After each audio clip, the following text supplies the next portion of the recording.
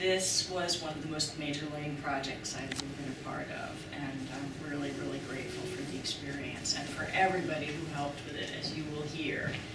So I think I first encountered the chandeliers in 2006, and during a preliminary visit, I was introduced to the legend and the mystery of why is one different from the other. For example, when we came to work on them, the urn on the rear parlor chandelier was upside down, and this little ring with guilloche sort of running spiral was on the upside, and the petals lobe was on the other side.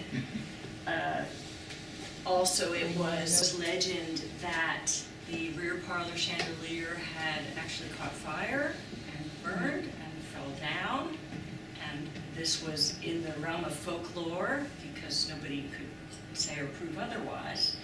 It was also not known who made the chandeliers. They're thought to be English, mid-1850s. The only evidence that we found was this design registry mark, which appears on each of the flask-shaped lead-shot weights of each chandelier, so all 12 of them. And in fact, my partner in this project, Mr. Vincent Plesha, he's the historian here, I'm the technician, so that's where we divide roles. Engaged a researcher in England to look up records of design registers, and found that for the time period, for the parts of England where many such fixtures were being made, there were no records for this. So that remains a mystery. There were certainly many manufacturers making brass lamps in England and in the United States, and in fact, quite a few companies were based very nearby in the Bowery. That's still a traditional lighting district. So our mission was not only to take apart, clean, conserve, repair anything that was necessary, install fiber optic lighting system, but also to find out what we could about the manufacture and production of these. There's someone named Paul who has a Flickr account called Gas Wizard, and he has uploaded thousands of images of every gas lighting example image you can imagine. I didn't come across the Messenger counterweight that looks exactly like this one, but you can clearly see that, you know, the earliest lamps in the 1840s were they were dripping neoclassical and Rococo style, and that in the 1850s, here's an example of one by Cornelius and Baker from the 50s. So a little bit more in the neoclassical vein than the Merchant's House, which I think people would agree they would consider this aesthetic movement. So if you enjoy cruising Flickr photos online, you'll see in Mr. Gas Wizard's collection all different kinds of stock certificates for gas companies, gas lamps appearing on postage stamps, trade cards, every manner of speaking. And by the 1860s, I thought it was very interesting to note that the Capitol, the Senate, the White House had a lot of examples of gas lamps that were reminiscent of these. So we had helping us in our detective work the fact that very detailed records had been kept of everything that went on in the house from about the 1930s, when these are believed to have been electrified. But it was very interesting that the historian for the Merchant's House found records that in 1979 they considered different ways of cleaning them, and someone associated with the Metropolitan Museum of Art was using a couple of cleaners, but it turned out that, according to Mary, that a volunteer tried a few things, and a furniture refinisher who was on site at the time said, try this Guardsman liquid wax, which was on the market for a long time, and it's a fairly innocuous cleaner. A volunteer did this on a ladder, and that was it. So that's really, other than the electrification, and from them having been taken down briefly for photography, they really are as is. So you're seeing an example of, in some ways, the benefits of a benign neglect. Family stayed, They didn't trash their lighting fixtures, which most high-end houses generally did. They were a design feature that went very much with styles and updates in decor. And for these to have survived and never have been stripped, never had been taken apart, was really quite phenomenal. You can see that the chandelier in the back parlor was kind of held together with monochrome. It was missing some parts in the lower part of the assembly. You'll see some surface differences as well. So we had to take into account what it would take to install a fiber optic lighting system. That involved getting into the floors of the rooms up above. And here we are on the right, getting ready to deinstall the fixtures, which was in February of '07.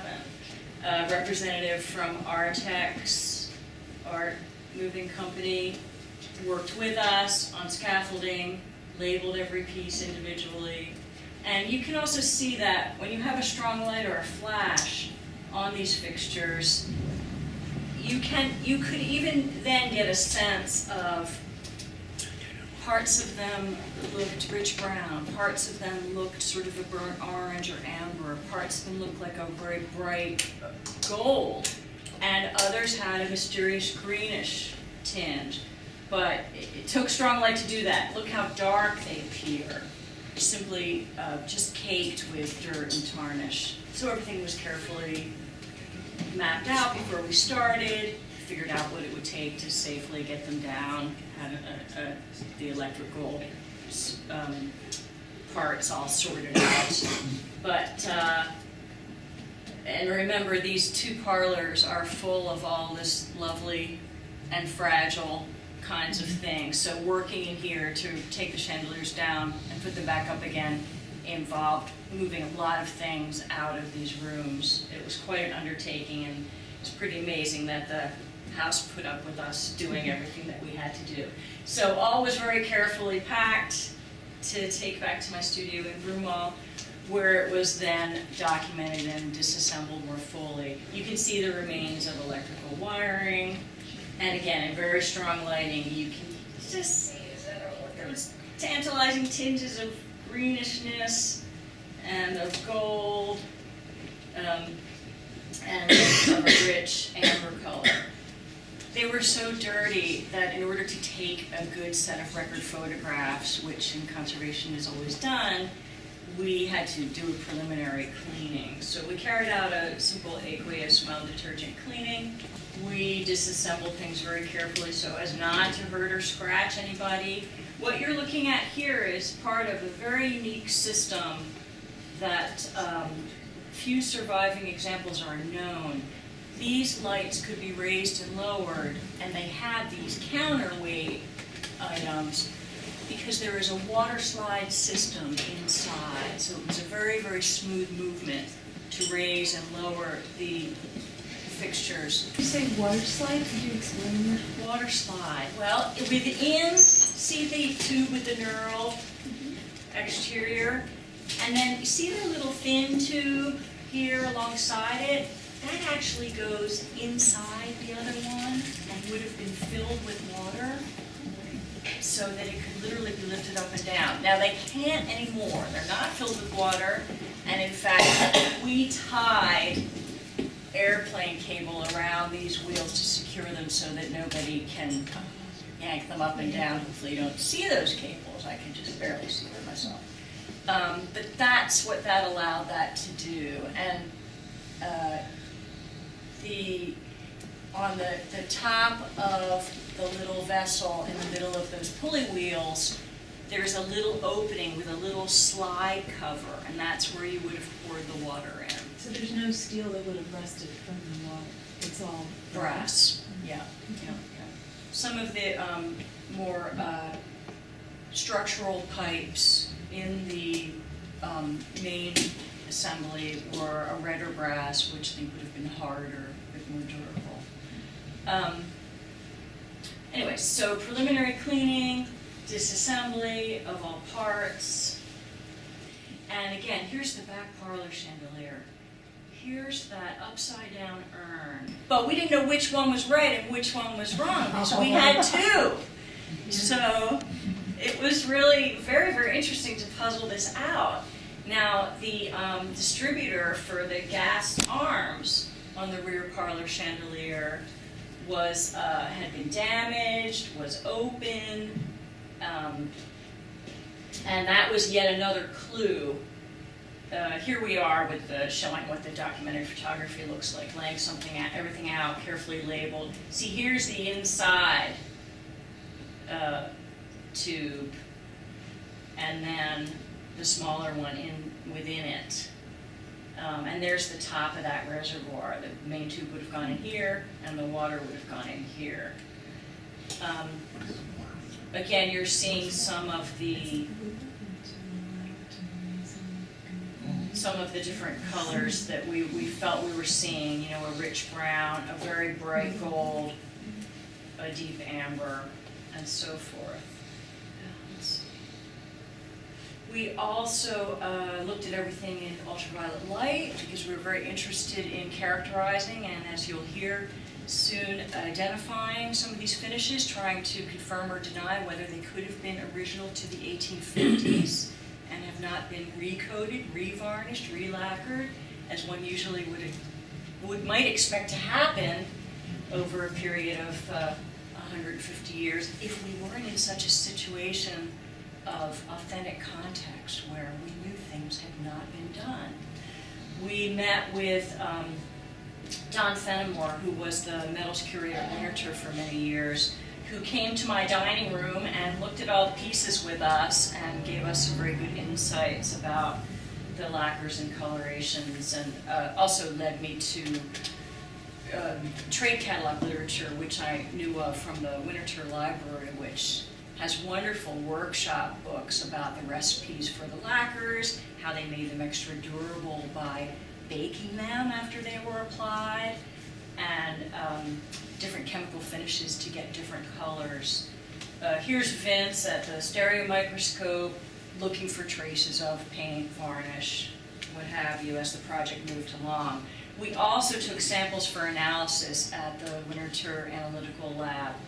They did a technique, surface technique, to identify different metals called X-ray fluorescence, or XRF, to confirm or deny that there may have been some actual gilding on some of the really bright yellowy gold covered surfaces. There was no gold anywhere.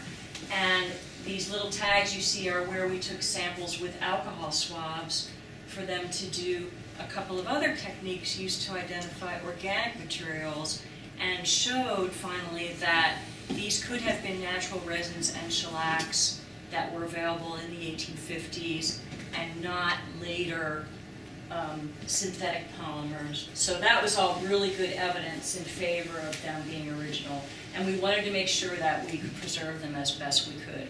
We did other research onto the types of burners. It's very rare that burners survive at all, but it's thought that there's a sort of bat wing, if you will, very difficult to capture on film, shape to the flame, which we were working to simulate using fiber optic system. These are at the Academy of Music in Center City, Philadelphia. And it's interesting to note, you know, with a flash on the camera, you get a certain amount of light, but in the dark, they really don't give off that much light. We had a great treat in being able to visit a church in Roxborough, a part of Philadelphia, which still has gas lanterns, many of them.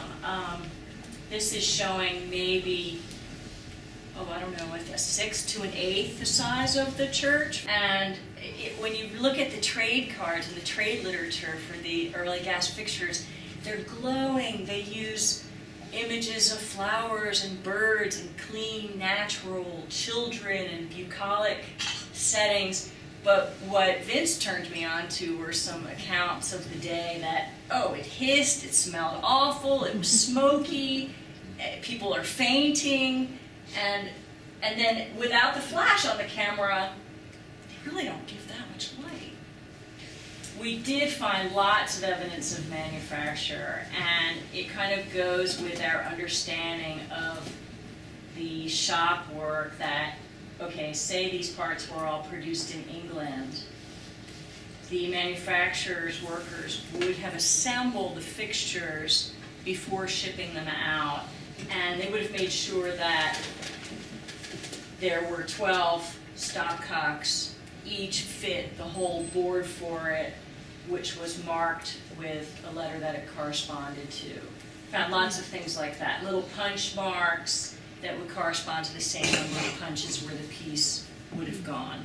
So it's also a little bit difficult to track makers sometimes because merchants acted as agents, and you'd see their bills and their advertisements that they're offering these lamps and other types of merchandise, but they're not necessarily the manufacturer. So I think we have some understanding that when a fixture was imported here, somebody probably assembled the parts in their shop, and then they sent the guys out on site, and they were on their own. And we found evidence of things like spacers on the main stems that were cut to different lengths didn't match the two chandeliers. So you can imagine these plumbers, these gas fitters, coming to install your fixture, especially if it was a big complicated one like this, and they worked with what they had, and we found all the evidence thereof, and it was truly fascinating. Some other points of comparison, here we are actually getting that piece apart, no easy feat, no damage done. The tip of the water slide tube on the rear parlor chandelier was cracked and broken. As we talked about before, unlike this front parlor chandelier, the distributor was open, was damaged. Now there's another reason that it was open, and that is that in the rear parlor, they had a different kind of bottom drop. What we're looking at here is the bottommost piece. And we're told that the family would sit at a table in the rear parlor, and they would have a tube attached here that would bring gas to a table lamp. And I've seen some images of these table lamps on the internet, so they were pretty well known. I don't know how common, but by the time we got to the rear parlor chandelier, things were being held together with monofilament and ad hoc hardware, shall we say. So some missing parts had to be made. Also, they were very dark, had an even burnt appearance, and it turned out that the threads holding this urn to the gas distributor piece were damaged, maybe in the fall. In every instance here, the front parlor chandelier had parts that were much less darkened with tarnish and with soot than in the rear parlor. See, here's front, here's rear. These are the pieces which the glass globes actually rest on, so they're pretty near the flame. So if there's a fire, they're going to get cooked, yes? Look at that, how dark that was. This is why we were so keen on looking for traces of paint and original finishes. And we found them. The rich kind of amber, you can see where it's flaked a bit, but there's a lot left. This is after a second round of cleaning done with solvents. Not very strong, not very polar, not enough to dissolve or attack any of these finishes. And we found traces of green that were undeniable. You can see that there pretty well. You'll see more too.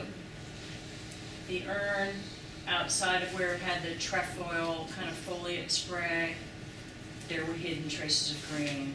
And then the pieces that had no gold, but yet looked very much like gold, it turns out were quite highly burnished and had a very yellow shellac with a characteristic ultraviolet appearance when looked at in long-wave ultraviolet light, I should say, and showed up in analytical spectra as being shellac.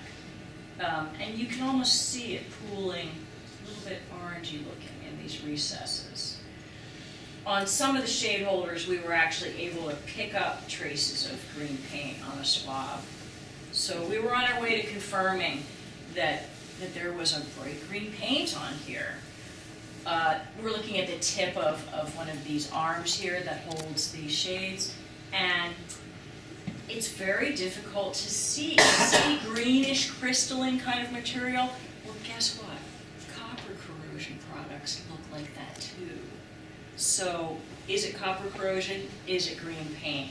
That was a question we had to solve. So we went to a higher powered microscope, and I hope these are bright enough to see. This is one of these screw holes on an urn where the little trefoil thing goes, and these are the little punch marks that identify which one goes where. And as you get closer and closer, it was possible to see distinctly, with certain kinds of lighting, a greenish paint film. And a greenish paint film also that had yellowish and gold flecks in it. These are more of those higher magnification images. This is one of those trefoil urn decorations. And closer up, what we were showing here is where the surface was very burnished, really rubbed with a smooth metal tool, as opposed to the rough chasing. You can see that some of that bright yellowish lacquer survives. This was another burnished area. Whereas around it, you get plenty of normal copper corrosion products that you usually find. Seen in different kinds of lighting under the microscope, I won't worry with the details. A deep green could be viewed, goldish colored flecks in it. And then I thought these images were fairly successful. We're looking at the ribs on one of the main outer tubes. And you're seeing an oxidized copper rib here, but on either side of it, there's that green. There's a fleck of yellow there. There it is larger still. And by taking a sample, a really teeny tiny sample, off of the edge of one of these cut ends of this ribbed piece, if you will, we sent this little sample to an analyst who subjected it to a cross-section analysis where you mount these things in a plastic block, you polish the edge really, really carefully, the face of it rather, and you can look at the stratigraphy, you can look at the history of coatings of a sample, and you can do instrumental analysis on it that tells you what's in it. So he was able to show that the green consists of a Prussian blue and a chrome yellow. And the little gold-colored flakes were a top layer of bronze powder pigment that was sprinkled onto the surface and then would have been protected by more clear, really kind of yellowish-brown lacquer. Julie, I just wanted to add Please. to that. Please. The green was really a big discovery on these because you could not tell that the center urn and some of these other elements, the tubing going up the standard, but that's part of what the designer would have been patenting. Not only just the overall style of the fixture, but the color combination as well. And you have shown me We- trade catalogs where it says at the bottom you can have this finish or that finish. green or red, which was popular. And if you browse Gas Wizard's Flickr account, you'll see lots of blues and greens appearing. Yes, I even found some images of chairs with lots of green. I spoke to a conservator of furniture at the Getty to talk about, the green paint, the sort of palette, and he agreed that you sometimes see these very, very strong chromatic colors. So onward to the structural work that needed to be done was very much aided by this gentleman, a master metal worker, Dave Kahn of Moreland Studios, also a sculptor in his own right. They helped with bending the damaged pipes of the rear parlor chandelier, helping get them back into the distributor, repairing the threads in here so the urn could go back on. Actually getting that one piece off of this piece, which would have been impossible if we hadn't had the right machinist do it. And he also fabricated pieces that were missing to hold the bottom of the rear parlor chandelier together. We didn't have all the original screws. We did have to put in some new replacements, although we searched far and wide for old examples in different lamp shops. Dave repaired some of the little tabs that hold the screws that had been broken or missing.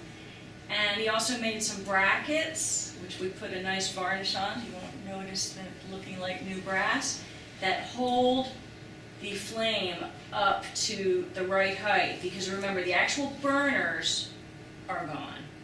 And we also needed to be able to get our fiber optic bundle up into that cylinder. So these brackets allowed us to sneak in there.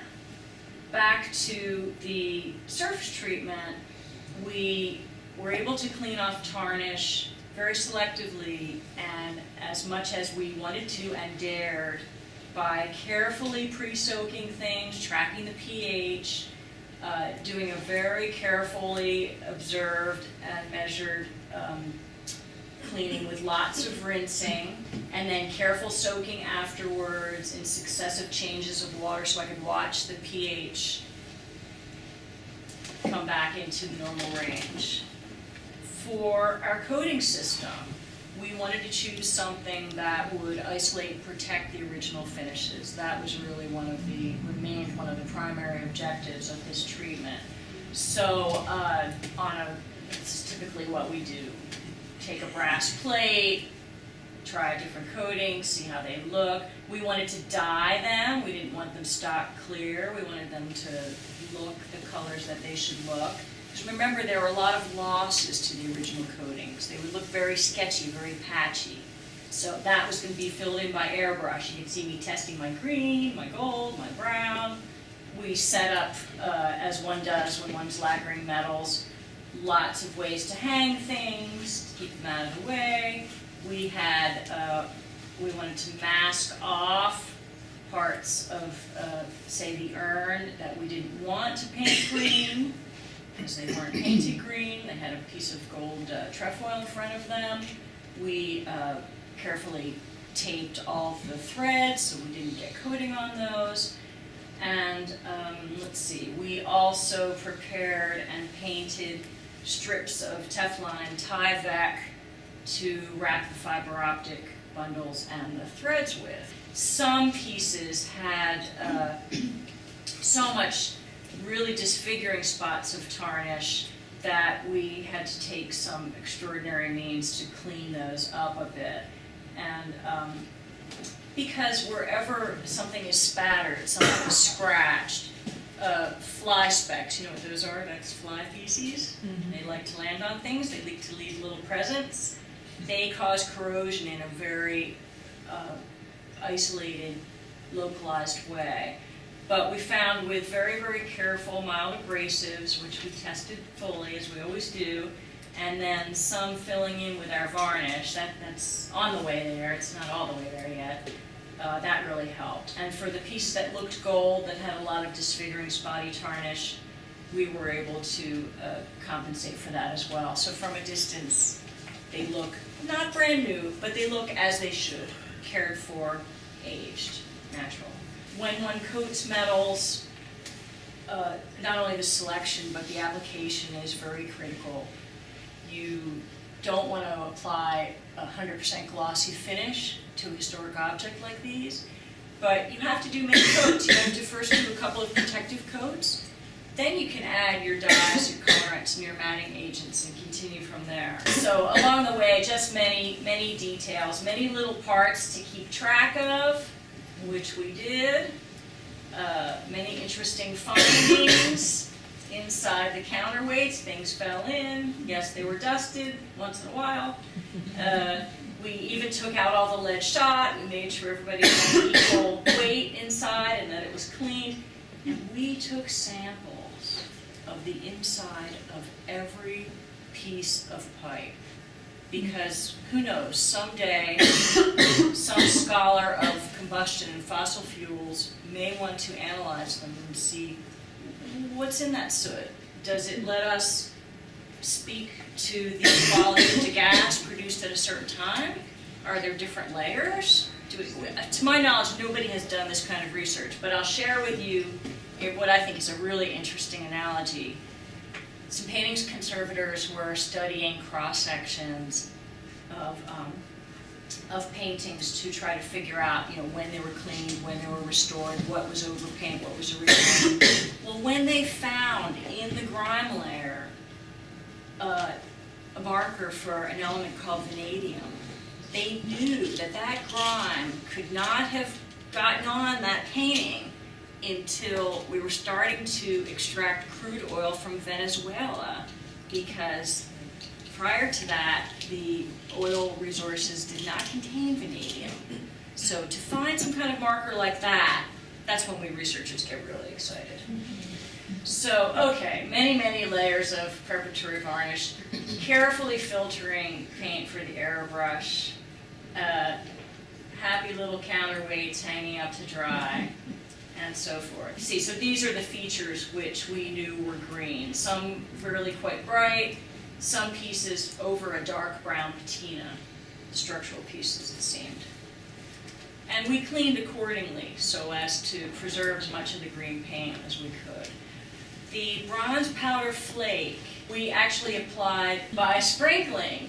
We made these little mesh wire baskets that we sprinkled on bronze powder, and then we would carefully take silk or cotton wool and reduce it to have the look that we liked with the green showing through.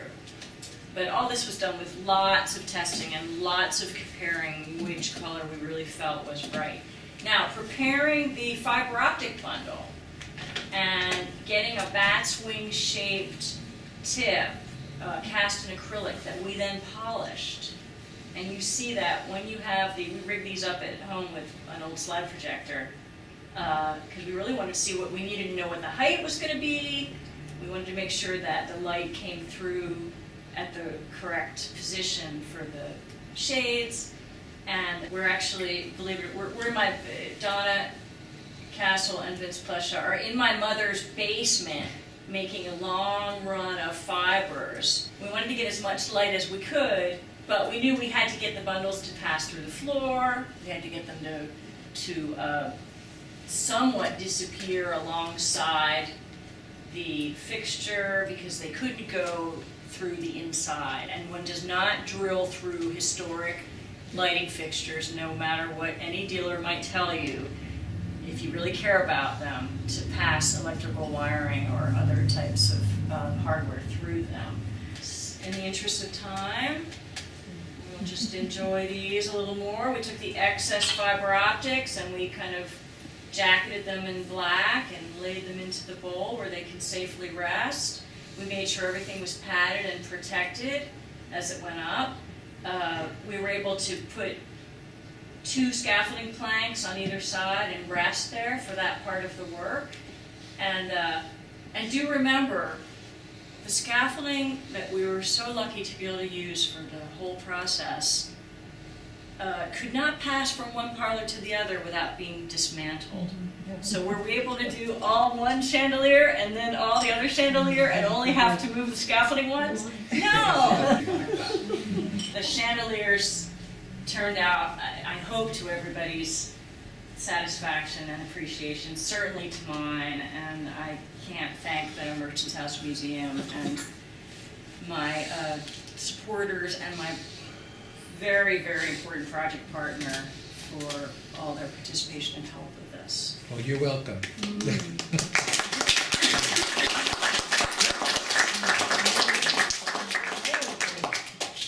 Explain to me how the mechanism actually works on the inside when you lower and raise the fixture as it relates to, I guess, a gas line inside? Or I'm often asked that when I'm in the house and I don't know how to explain.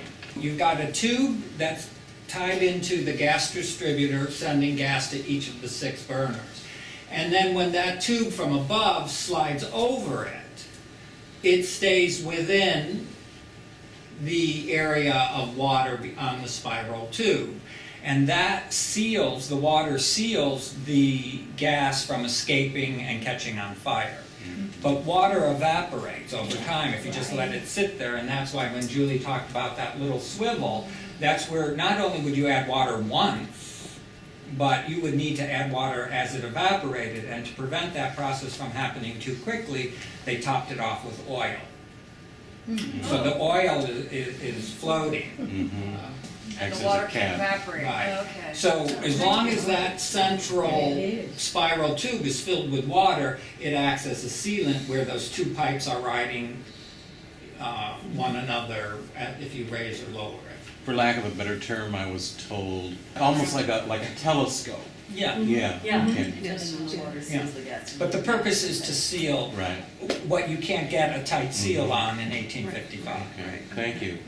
Well, I was just curious about the fiber optics. Are you trying to emulate the intensity of what would be natural light, the gas light? Good question.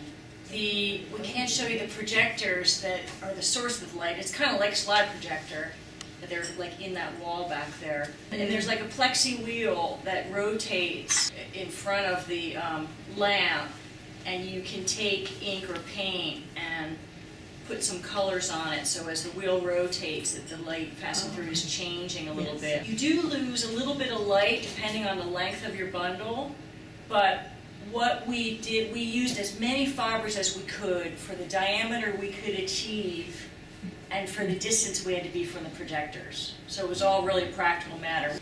There are a lot of other pros for using fiber optic lighting. There's no UV or infrared light at either end of the spectrum, which damages textiles, etc. Not that that was a huge concern here, because we're talking about trying to simulate gas lighting light levels. So the numbers of 1 millimeter fibers is based on approximately how bright a single gas flame was. Now, there's a lot of latitude and leeway in that, because when you're talking about coal manufacturing gas of the 19th century, you are talking about different recipes of coal coming from England or Pennsylvania, and these gas plants were trying to come up with the best quality of light and quantity for a fair price. Trying to control the stone white light that fiber optics make, we colored the ends of the fiber tube. Yes. To soften that, to a hue that we were trying to approximately match a kerosene flame. The movement comes, if you ever watch a gas flame, from drafts, or the gas quality pressure could be really bad. Your neighbor could be turning on all their lights and your light levels will drop and flicker and that. Is there anywhere easily accessible today where actual coal gas is still being used for illumination, or is it's all natural gas now? See, natural gas is really what's being used, if anything. If you are bringing gas lighting into your home, it's natural. So that church in Pennsylvania is lit with natural gas. Yeah. So there could be a There is a difference. difference. Now, you also have to go back to 19th century, a 19th century mind, because what we conceive as not very bright was actually very bright to them. And there was also, the literature can say that a single gas flame is equivalent to 8 or 10 argan oil flames, or a single candle is 8 or 10 argan flames, and then the gas, I think, is a bit more. But once you put a ground and at shade, you're already losing some of that light level. So what may seem very dull to us, even in very dim light, a single little votive could pick out the plaster, but it also left these doorways and archways as markers. So you visually would be able to navigate yourself around the room. So with fiber optic lighting, we tried an experiment here. I think it really is the first time fiber optics have been used in museum installations and trying to simulate. But here we took it one step further to see how closely we could and accurately we could Get the flame tip. get the flame, the shape of the flame. We tried to make the flicker just sort of subtle, which in the period they would have been looking for a constant flame. They didn't want a flickering. Yes. And when they say it hurts their eyes, that's what they're talking about. How much does it weigh, and how did you test how to reinstall it based on the attachment? 57 pounds each? Why does that stick in my mind? We weighed them. Visitors ask me how those weights worked and how the whole thing worked. So in layman's terms, when Mrs. Treadwell or her maid wanted to light it or clean it, are you saying they just could reach up and sort of pull it down, and those weights? It would How come down How to did it about work? here. And they would go up. This, And you Chains simply would go just through the pull it pulleys. down and it would stay? Yes. Or you're saying it was weighted so perfectly at all? think of a double hung window with the Okay, weight. well, that's helpful. I want to thank Julie for sharing her experience with this and coming over here from Pennsylvania to do this. Thank you everybody for coming, and please visit us again.